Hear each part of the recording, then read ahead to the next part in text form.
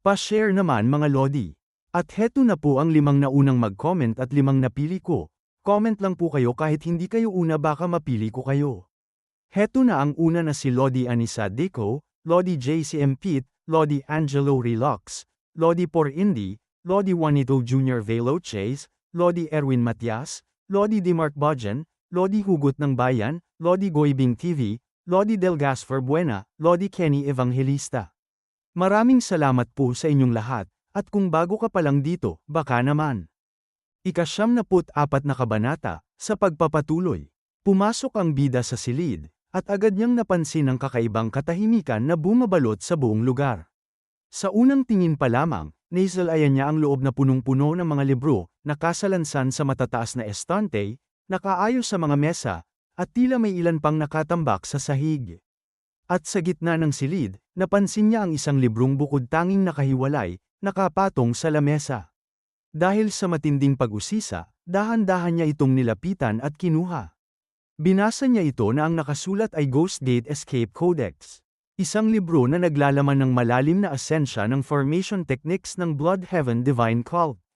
Dagdag pa niya habang mariin na nakatingin dito na kaya naman pala dito ito nakatago. At naalala ito na sinabi pa niya na nabigo akong mahanap ito noon.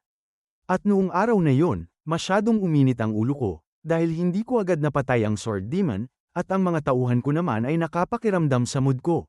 Kaya syempre, hindi kami nakapagsigawa ng masusing paghahanap sa lugar na ito. Ilang sandali pa, matapos niyang pagmasdan ng librong hawak, dahan-dahan siyang humakbang papalabas ng silid. Pagkalabas niya, maingat niyang isinara ang pinto, at sa pag-click nito ay tila tuluyang naputol ang koneksyon niya sa loob. Makikita na siya na lumabas ng pavilion, naglalakad ng tahimik. Napatigil siya sa kanyang paglalakad, tila may kakaibang hamatak sa kanyang atensyon. Dahan-dahan siyang napalingon sa gilid, kunot ang noo at bakas ang pagtataka sa kanyang mukha. May isang amoy na biglang sumingaw sa hangin, hindi pamilyar. Ngunit tila may kakaibang hatid na pakiramdam. Sa kanyang isipan ay agad sumagi ang tanong, na ano ang amoy na ito? Napalaki naman ang mata ng ating bida nang may masilayan siya sa unahan. Sandaling huminto ang kanyang hininga. Nakita niya pal ang kanyang mga kasamahan, na walang malay nakahandusay sa sahig, sa hangin, tila may kakaibang bagay na nananatili. Hindi nakikita ng iba, ngunit ramdam niya ang presensya nito. Mula sa kanyang likuran isang boses ang kanyang napakinggan na ikinalaki ng kanyang mata na sinasabi na ha. Bakit parang wala lang sa iyo ito? Lumingon siya sa likod habang sinasabi pa ng lalaki sa kanya na tila malalim ang iyong inner energy. Napaseryoso siya ng tingin dito, habang sinasabi sa isip na hindi dahil sa malalim ang kanyang inner energy, kundi dahil ang kanyang katawan ay naging immune na sa lahat ng lason at gamot. Sinabuyan siya nito ng lason habang sinasabi pa sa kanya na bumalik ka na sa pagtulog. Agad siyang napatakip ang ilong gamit ang braso, pilit na pinipigil ang sarili sa paghinga ng malakas, habang mariin siyang nakatingin sa lalaki sa unahan. At tinanong niya ito na sino ka? Nakangising sumagot ito sa kanya na sa martial world, tinatawag nila akong Doc Mirang. Napasabi naman ang ating bida sa isip habang nakatingin dito na Doc Mirang. Narinig ko na ang pangalang yan noon. Dagdag pa niya sa isip habang naiisip ito na isang master ng poison techniques na may hindi matatawarang kadalubhasaan. Na nagpapakalat ng aphrodisiac gas at nagpapakasasa sa mga perbersong kasiyahan. Nagulat ang lalaki na napasabi sa kanya na ano, hindi ka pa rin bumabagsak? Dagdag pa nito sa kanya na ngayon lang ako nakarinig ng isang binata na may ganito kalalim na inner energy. Makikita ang mukha ng ating bida na sinabi dito na syempre naman. At pagkatapos niyang magsalita na pangiti ang ating bida, sinabi ni Doc Mirang sa kanya na huwag ka nang lumaban at hindi na niya ito naituloy nang magulat ito nang makita niya na mabilis na sumugod ang ating bida sa kanya. At makikita ang presyon sa mukha ni Doc Mirang na puno ng gulat at takot habang hinaharap ang biglang pagsugod ng ating bida. Malakas na tinamaan niya ito ng suntok sa katawan, at kitang-kita ang lakas ng impact na kumalat sa hangin sa paligid nila. Ang suntok ay nagdulot ng biglaang pag-alog ng katawan ni Doc Mirang, na halos mawala ng balanse sa tindi ng tama. Habang makikita naman ang mariin na mga tingin ng ating bida dito. Tumalsik ng malayo si Doc Mirang matapos ang malakas na suntok, at kitang-kita ang napakalakas na pagbagsak niya sa lupa. Ang bawat hakbang ng hangin ay tila napatigil sa tindi ng impact, at ang lupa mismo ay bahagyang umuga sa puwersang dumampi sa katawan niya. Ang kanyang pagkahulog ay puno ng lakas at bigat, dahilan ng pagsuka nito ng dugo. At kitang-kita sa kanyang anyo ang pagkabigla at sakit na dala ng tama. Ngunit hindi pa man nakakapaghanda si Doc Mirang. Napalaki siya ng mga mata nang makita ang ating bida na muling nasa kanyang unahan, handang umatake na naman. Ang kanyang katawan ay biglang nanigas sa takot, at halos hindi siya makagalaw sa pagkabigla sa bilis at determinasyon ng bida. Agad na tinusok ng ating bida ang katawan ni Doc Mirang sa mga acupuncture point, bawat galaw ay mabilis at eksakto, na tila may malinaw na layunin sa bawat tama. Napasabi ito na bakit hindi gumagana ang lason ko? Tahimik lang na pinagmasdan siya ng ating bida. At nagulat si Doc Mirang nang kinuha ng ating bida ang supot mula sa loob ng katawan nito. Kinuha ng ating bida ang mga maliliit na bote sa loob ng supot habang sinasabi sa kanya ni Doc Mirang na hindi mo malalaman kung anong antidote ang ginamit ko. Tahimik na binuksan ng ating bida ang maliit na bote. Nagtataka naman na nakatingin sa kanya si Doc Mirang nang inamoy niya ito. At nanginginig ang boses nitong pinagpapawisang sinabi sa kanya na hangal. Ang masinghot ang amoy ng lasong yan. Magsusuka ka ng dugo at mamamatay ka na rin agad. Mariin lang na nakatingin ang ating bida sa kanya habang sinisinghot ang maliit na bote ng lason. At makikita ang mukha nitong hindi makapaniwala kahit na binalaan na niya ang ating bida ay sinisinghot pa rin niya ang maliit na bote ng lason. At nang may mapagtanto ito, agad na sinabi niya sa ating bida na huwag mong sabihin. Immune ka sa lahat ng lason? Napangiwi naman ito ng mukha na bahagyang napaatras ng ulo nang inilapit sa kanyang ilong ang bote ng lason. Habang nakatingin ang ating bida dito napasabi ito sa kanya na ilayo mo sa akin yan. Namumula ang mukha nito sa pagpigil ng hininga at pinagpapawisan na nakatingin sa bote ng lason. Sinabi naman sa kanya ng ating bida ano ang problema. Kahit na lason mo yan, ang pakiramdam ng mamatay ay pareho lang, hindi ba? Dagdag pa niya na hindi. Maliban na lang kung iinom ka ng antidote, mamamatay ka rin, hindi ba? Patuloy sa pagpigil ng hininga ito na tahimik na nakatingin sa bote ng lason dahilan sa pamumula ng mukha nito. At nang tinanggal ng ating bida sa harap ng ilong nito agad na napahinga ng malalim si Doc Mirang habang ang mukha nito ay mariin na napapikit. Malalim ang paghinga nito habang nakatingin sa ating bida. Sinabi pa niya dito habang mariin na nakatingin na ibigay mo sa akin ang antidote para sa lasong ginamit mo sa Heavenly Bow Division. Kung hindi, ipipilit ko ang lasong ito sa lalamunan mo. Napasalubong ng kilay ito na seryosong nakatingin sa kanya. At ilang sandali pa makikita ang pavilion. At ang mga Heavenly Bow Division ay nagkamalay na habang napahawak ang mga ito sa ulo. Habang nakatingin sila dito sinabi ni Doc Mirang na sinabi ko na sa iyo ang antidote. Habang sinasabi pa niya ang mga salitang pakawalan mo na ako, biglang mabilis na hiniwa niya ito sa leeg. Makikita ang pagtalsik ng dugo sa leeg ni Doc Mirang. Habang sila ay makikita na nakatalikod. At seryosong sinabi ng ating bida sa kanya na hindi ko kailanman sinabing paliligtasin kita dahil doon. At pagkatapos ay makikita na naglalakad na siya papunta sa kanyang mga kasamahan. Napadaing naman si Jong Chonrak pagkabangon na napahawak sa ulo. Natahimik lang na tumayo si Galzariang. Lumapit sa kanila ang ating bida at tinanong ang mga ito na ayos lang ba kayo? Na agad namang napatingin ang mga ito sa kanya ng tahimik. Samantala napahawak din ang mga ito sa kanilang ulo habang tumatayo. Napatingin sa kanya si Galzariang na sinabi na ano ba? Ang nangyari, sinagot siya ng ating bida habang tinuro ang walang buhay na si Doc Mirang na nasa ikapitong palapag ako nang abutan ako ng lason ng lalaking iyon. Matapos siyang lupigin at pagbantaan, nakuha ko rin sa wakas ang antidote. Napatingin naman ng tahimik si Jong Chonrak dito. Hinawakan siya sa balikat ni Galzariang at sinabi na niligtas mo na naman kami. Masayang tumugon ang ating bida na nasa ikapitong palapag lang ako nang magkataon. Sinwerte lang ako. Seryosong nakatingin sa kanya si Jong Chonrak habang ang iba naman ay masayang may ngiti sa kanilang mukha. Sinabi ni Galzariang kay Jong Chonrak na hindi ito ang oras para magkwentuhan. Kailangan nating kumilos ng mabilis. Baka may iba pang ambush na maganap. Tumugon ito sa kanya na tama ka. Dagdag pa nito sa kanya na ano ang dapat nating gawin ngayon. Dapat ba tayong bumalik sa Marshall Alliance? Tahimik lang ang ating bida na napasabi sa kanyang isip na kung makumpirma na ipinagkanulo tayo ng Alliance Lord, hindi magiging madali ang pagpapasya kung ano ang susunod na hakbang. Sinabi naman ni Gal Zariang na kailangan nating bumalik sa Alliance. Sumagot sa kanya si Jong Chonrak na bakit. Tahimik naman na napatingin sa gilid si Gal Zariang. At nang makita yon ni Jong Chonrak ay agad siyang nagtaka. At pagkatapos ay agad ding tumingin sa gilid ng tahimik. Tumingin pala siya sa mga bow unit na seryosong nakatingin din sa kanya. At sinabi sa kanila ni Jong Chonrak na nagtitiwala ba kayo sa akin? Sumagot ang mga ito sa kanya na oo, tiwala kami. Dagdag pa ng mga ito sakanya na ang aming mga buhay ay sa inyo na, Pavilion Master. Napangiti naman ang ating bida at si Gal Zariang. May seryosong mukha naman si Jong Chonrak na tumugon sa mga ito na salamat. Nagitiwala rin ako sa inyo. Nakangiting sinabi pa nito na ang mga lalaking ito ay parang sarili ko ng kadugo. Kaya pakiusap, magsalita ka ng malaya gaya ng ginagawa mo sa akin.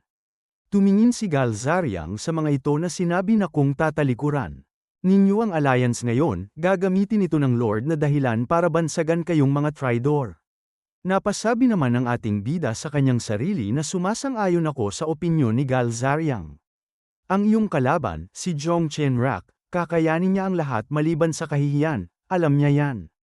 Kung mangyari yun, si Jong Chonrak mismo ang gagawa ng sarili niyang ikababagsak. Sinabi pa ni Gal Zariang sa kanila na pagbalik natin, hindi sila agad kikilos laban sa inyo. Sa halip, magiging maingat sila sa bawat hakbang nila. Sinabi pa niya habang napaisip si Jong Chonrak na at tahimik na mag-iimbestiga kung paano kayo nakaligtas sa pagkakataong ito. Kumilos ng gaya ng dati, pero maging mapagmatsyag laban sa mga pagtatangkang asasinasyon. Napatingin si Jong Chonrak nang sabihin pa ni Gal Zariang na Pavilion Master, pagkakatiwalaan mo ba ako rito? Napatingin sa kanya ito at sumagot na magtitiwala ako. At dito na po nagtatapos ang ika-74 na kabanata.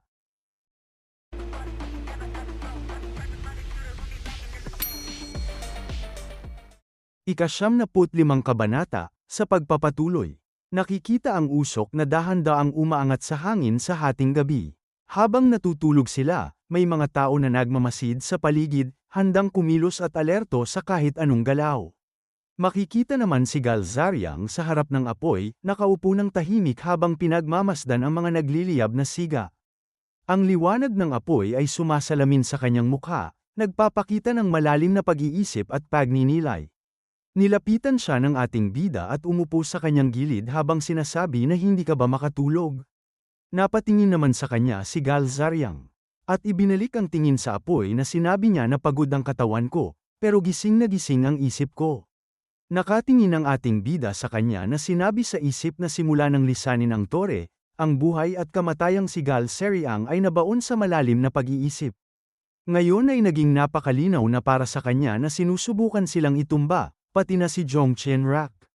Dagdag pa niya sa isip na kasabay nito, muling sumisigla ang kanyang mga mata. Nakatingin ng mariin ang ating bida kay Gal Zariang. Tahimik ngunit puno ng intensyon sa bawat titig. At naiisip niya ito na sinabi niya na ikaw. Sa gitna ng ganito kahirap na sandali, tila mas lalong nag-aalab ang iyong mga mata. Tumugon sa kanya si Gal Zariang na nagkakamali kayo ng hinala, Alliance Leader. Napasabi naman siya na nagkakamali. Maraming beses ko na nakita ang ganyang klase ng tingin. Balik sa kanya nang may marinig sa gilid na sinasabi na nag-iwan ka ng malalim na impresyon, lalo na noong unang misyon mo. Napangisi naman ang ating bida na sumagot na sinwerte lang ako. Seryosong sinabi sa kanya ni Gal Zariang na at gaya ng alam niyo na, sinusubukan ng Alliance na itumba ako. Napasabi naman ng ating bida na oo. Tila gayon nga ang nangyayari. Muling sinabi sa kanya ni Gal Zariang na kung mananatili ka sa tabi ko, mapapahamak ka rin. Tumingin sa kanya at sinabi na pagbalik natin, agad kitang ililipat ng departamento. Mayroon ka bang partikular na posisyon na gustong lipatan? Tahimik naman na napatingin ang ating bida sa kanya. At pagkatapos sinabi niya na gusto kong manatili sa iyong tabi, Advisor Gal. Natahimik naman na nakatingin sa kanya ito. At sinabi sa kanya ni Gal Zariang na hindi yan bagay na dapat mong sagutin ng basta-basta lang. Sinusubukan ng Alliance na ipaligpit ako. Kung mananatili kang malapit sa akin, maaari kang madamay. Sinagot siya ng ating bida na hindi basta-basta ang sagot ko. Nagulat si Galzariang nang marinig niya ang sagot ng ating bida. Nakatingin sa kanya si Galzariang na sinabi pa na maaari ko bang tanungin kung bakit ka pa rin nagpipilit na manatili? Sumagot ang ating bida sa kanya na hindi pa kita matagal na napagsisilbihan, Advisor Gal, pero gusto kong manatili sa tabi mo. Tahimik naman na nakatingin lang sa kanya si Galzariang. At sinabi niya na totoo bang nagtitiwala ka sa akin? Nakangising sumagot siya na yan dapat ang itanong ko sa'yo. Dagdag pa niya na mapagkakatiwalaan mo ba ako? Masayang sinabi sa kanya ni Galzariang na iniligtas mo ang buhay ko. At hindi lang ang sa akin. Iniligtas mo ang lahat ng narito ng higit sa isang beses. Kung hindi ako magtitiwala sa taong katulad mo, sino pa ang mapagkakatiwalaan ko? Napahawak sa kanyang balikat ito habang siya ay nakatingin. Na sinabi pa sa kanya ni Galzariang na salamat sa pagpanig sa akin. Nakangiting sinabi ng ating bida sa kanya na at salamat sa pagtitiwala sa akin. Makikita ang natupok na apoy na sumapit na ang susunod na bukang liwayway. Makikita sila na nakahiga pa rin sa lupa, habang ang ating bida ay makikita na nakasandal sa puno. Nang biglang may naramdaman siya na agad na napalaki ng mata. Isang maitim na enerhiya ang dumadaloy sa Negan na napasabi pa siya habang tinatanggal ang kumot sa katawan na ano ang enerhiyang ito. Patuloy lang na nakahiga ang mga ito habang dumadaan sa kanila ang maitim na enerhiya pati na sa mga bantay na hindi nila nararamdaman. Mariin siyang nakatingin habang sinasabi sa kanyang isip na may tumatawag sa isang martial master na may sapat na talas ng pakiramdam para makadetekta kahit sa pinakamahinang enerhiya. Nagulat naman ito sa kanya at napasabi na saan ka pupunta. Ngumisi ang ating bida na tumugon sa kanya na may tinitingnan lang ako. Sumagot ang tagabantay na pakiusap, mag-ingat ka. Naglalakad ang ating bida habang nasa paligid ang maitim na enerhiya. Naglakad siya papunta kung saan naroroon ang pinanggagalingan ng enerhiya. Hanggang sa makarating siya dito. Nakatingin siya sa unahan na may pagtataka. Habang nakatalikod, sinabi sa kanya ni Tanda na sa disyerto, mayroong kumunoy. Kapag naapakan mo ito, hindi ka na makakatakas kailanman. Dagdag pa niya habang nakatingin ang ating bida na nilalamon nito ang lahat. Gaya ng isang halimaw na umuubos sa lahat ng madaanan nito. Dagdag pa nito na makikita ang espada na hawak ni Tanda. Tumingin sa kanya si Tanda na sinabi pa na at ang halimaw na yon ay ikaw. Habang mariin naman na nakatingin ang ating bida dito sinabi niya sa isip na sino ito. Sa tindi ng presensyang ito, inaasahan ko ang isang pamilyar na mukha, pero ang lalaking ito ay ngayon ko palang nakita. Tinanong ng ating bida si Tanda na mayroong paraan para maiwasan ang kumunoy. Na lumakad sa ligtas na daan na ginawa ng mga nauna sa iyo. Nagtatakang napatingin naman sa kanya si Tanda. Nakangisi ang gating bida na sinabi pa niya na ang disyerto ay mayroon ding mga kalsadang nakalaan para sa mga tao. Nakapikit namang sinabi sa kanya ni Tanda na masyado akong mahilig sa pakikipagsapalaran para dyan. Ayokong lumakad sa mga landas na dinaanan na ng iba. Napangisi ang ating bida na sinabi niya na at sa tingin mo ay hindi iyan kasakiman. Nais mo lang maunahan ng iba nang mas mabilis at makuha ang mga bagay na hindi nila maabot. Muling sinabi sa kanya ni Tanda na itong kumunoy na nahanap ko ngayong araw ay lubhang nakakaakit. Napasabi naman ng ating bida sa kanya na sayang naman. Tinanong siya ni Tanda na, anong ibig mong sabihin doon? Seryosong sinabi ng ating bida na ikay nakaapak na sa kumunoy na yon. Napatingin si Tanda ng seryoso sa kanya na nakasalubong ang kilay. Nakapikit namang nakangisi ang ating bida na sinabi na at gaya nga ng iyong sariling mga salita, kapag tuluyan ka ng nabaon ay hinding-hindi ka na muling makakaalpas pa sa malupit nitong yakap. Na makikita na matalim siyang nakatingin dito. Naiinis namang tinanong siya ni Tanda na sino ka ba talaga? Dahil sa tagal ko sa mundong ito ay wala pa akong nababalita ang mayroong isang katulad mo na nagtataglay ng ganyang katindi at pambihirang presensya sa loob ng buong Merem Alliance. Sinagot siya ng ating bida na ako ay isa lamang bagong hirang na advisor na kamakailan lang itinalaga upang magsilbi sa aming hanay. Napalaki ng mata si Tanda nang marinig yun na napasabi pa na ano? At pagkatapos ay malakas na tumaawa ito. Habang sinasabi na sa palagay ko kung may isang veteranong advisor na bigla na lang sumulpot, siguradong magkakagulo at mababaligtad ang buong mundo ng Jiangho. At siya naman ang nagtanong na at ikaw naman, sino ka ba talaga? Sumagot sa kanya si Tanda na ako ay isang taong dumarating upang palitan ang iyong nakatataas na pinuno. Tinanong pa ng ating bida dito na bakit. Sinagot siya ni Tanda na hindi ko pa nakakausap o nakikilala si Galzariang noon pa man, kaya wala akong anumang personal na galit sa kanya. Hinatak nito ang espada na may nilalabas na kulay lilang enerhiya habang sinasabi pa sa kanya na ngunit sadyang may mga pagkakataon na ang mga tao ay pumapatay at namamatay dahil lamang sa mga magkakasalungat na interes. Gaya na lamang ng kapag nahawi mo ang isang sanga at ang mga insekto na nakakapit doon ay namamatay nang hindi mo naman sinasadya. Muli liwanag ang mga mata ni Tanda habang naglalabas na lilang enerhiya na sinabi pa na sino ang nasa likod mo. Sabihin mo sa akin, at bibigyan kita ng isang mabilis at malinis na kamatayan. Tinutok nito ang espada sa ating bida, at kasabay ng bawat galaw ay nagpakawala ito ng matinding lilang enerhiya na dumadaloy sa katawan niya. Ang liwanag ng enerhiya ay kumikislap at parang umiikot sa hangin, nagbibigay diin sa panganib at bigat ng sitwasyon. Habang tumatama ang lilang enerhiya sa kanya, sinabi niya dito na sino ang nasa likod ko.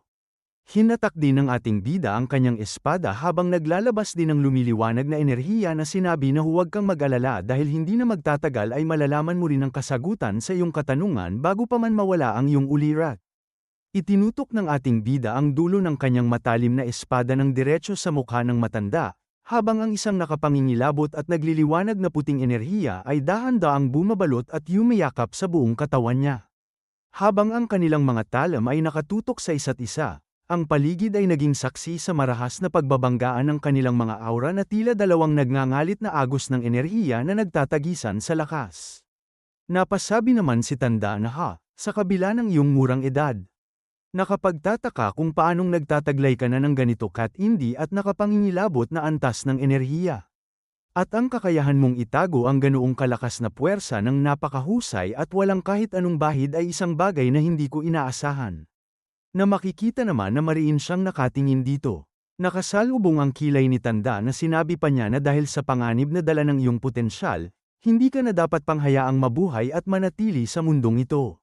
Nakangiting sinabi naman ng ating bida sa kanya na kung may makakarinig sa iyo, baka isipin nilang sinusubukan mo pa akong kaawaan at hayaang mabuhay sa halip na tapusin. Nagalit si Tanda sa kanya, at tumunog ang matinding galit sa bawat salita habang mariing sinabi, na hayop ka. Makikita ang ating bida na bahagyang napataas ang ulo, at sa mabilis na galaw, hinampas ng ating bida si Tanda gamit ang espada, ngunit agad itong naharang ni Tanda. Sa bawat banggaan ng kanilang mga armas, tumalsik ang kislap ng enerhiya, na makikita sa hangin sa tuwing nagkikiskisan ang mga espada nila. At mula sa malayo, makikita ang kanilang enerhiya na nagbabanggaan, umaangat sa ere at naglalaro sa pagitan ng lilang at puting liwanag. Ang banggaan ng kanilang kapangyarihan ay nagdudulot ng kislap at alon ng enerhiya na kumakalat sa paligid, na parang naglalaro sa hangin at sumasayaw sa dilim ng gabi. At makikita na matalas silang nagkatinginan, ang kanilang mga mata ay puno ng tensyon at determinasyon. Sa bawat titig, ramdam ang bigat ng enerhiya at galit na nagbabanggaan sa paligid, na parang hindi lamang ang espada at kapangyarihan ang naglalaban, kundi pati ang kanilang kalooban at paninindigan. Parehas silang napaatras nang magkatamaan ng kanilang mga espada, ang lakas ng impact ay ramdam sa hangin at sa bawat hibla ng paligid. Pareho silang mabilis na nawala mula sa kanilang kinatatayuan, halos hindi na masundan ng mata ang bilis ng galaw nila. Tanging bakas ng hangin ang naiwan, humahaplos sa paligid at nagpapahiwatig ng kanilang presensya kahit wala na silang nakikitang katawan. Mabilis na winasiwas nila ang kanilang mga espada sa isa't isa, halos hindi na masundan ng mata ang bilis ng galaw. Makikita sa hangin ang mga guhit na iniwan ng mga talam nila. Maliwanag na linya ng lilang at puting enerhiya na tila sumasayaw sa ere sa bawat hampas at salpok. Ang bawat galaw ay puno ng puwersa at determinasyon, at ang tensyon sa paligid ay nadarama sa bawat alon ng hangin na gumuguhit sa kanilang paligid. Ang puwersa mula sa bawat hampas ng kanilang espada ay umaalon sa paligid nila, na parabang buong paligid ay nababalot sa enerhiya ng kanilang laban. Ang hangin ay kumikilos, umiikot, at ramdam ang tensyon sa bawat alon ng puwersa na lumalabas mula sa kanilang galaw. Kasabay nito, ang usok sa lupa ay unti-unting umaangat sa ere, pinapakita ang epekto ng matinding enerhiyang nagbabanggaan. At dito na po nagtatapos ang ika-75 kabanata.